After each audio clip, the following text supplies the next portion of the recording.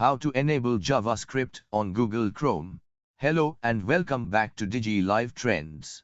In this video I'm going to show you how to enable JavaScript on Google Chrome. JavaScript is a popular programming language that powers interactive elements on websites. So let's start the video. On your system, open Google Chrome browser.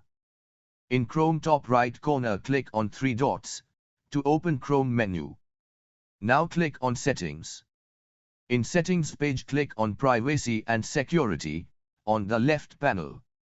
Scroll down the page and click on Site Settings. Again scroll down and under Content click on JavaScript. To enable JavaScript in Google Chrome, check this option. Sites can use JavaScript. So check this option. This will enable JavaScript for all websites. But if you want to allow JavaScript for particular website, then in Allowed to use JavaScript click on Add button and enter your website URL and click on Add. This is how you can simply enable JavaScript on Google Chrome. So guys, if you enjoyed this video, please hit like and subscribe to our channel. Thank you for watching. See you soon in the next one. Take care. Bye bye.